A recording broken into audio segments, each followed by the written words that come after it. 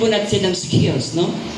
Para manghuli ng isda, we will be able to achieve the lifelong desire to live that person longer than we expect. So mas maganda po na maka-afford tayo ng skills para panghaba yung buhay po natin pakinabangan. Morning po! Morning! Nagdadala po tayo ng mga gamit doon sa mga schools. Yung mga ingredients po natin nandiyan din.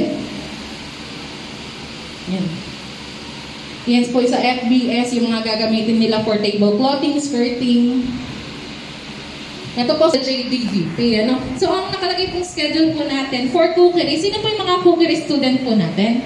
Okay. Sa cookery student po natin ay Monday to Friday po ang inyong schedule. Ano? Merong AM session. Good morning po. Good morning, Mom! So, unang-una po, maraming salamat po sa pag-attend ngayong orientation po natin. Ano? First of all, I am Mr. Mark Joseph Hardin, Computer System Servicing Trainer po. And then meron tayong clipping tool.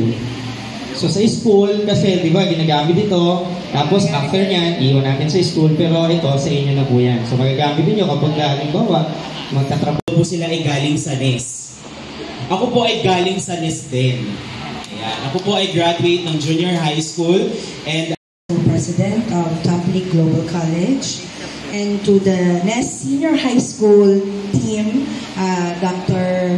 Patria Robles, our Assistant School Principal for Academics, Dr. Rogelio Drepisa, our Assistant School Principal for Learner Support and Operations, and to our JDDP program focal person, Mama. Kung gano'n po sila karami. Ma'am, pakipicturean mo nga po.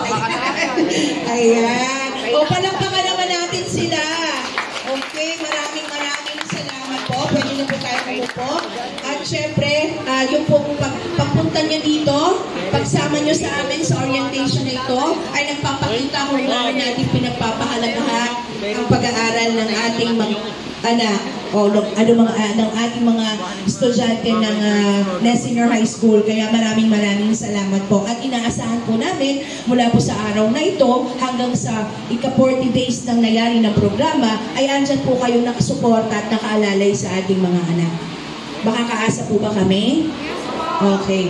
Dahil po wag po nating sayangin yung mga pagkakataon, lalo na yung ating siya. Bali, 78 po ang ating estudyanteng recipient, 78 sa cookery, at 9 po ang sa CSS. So we have a total of 87 po for this school year 2023-2024. So yun po, kayo na po ang bakala.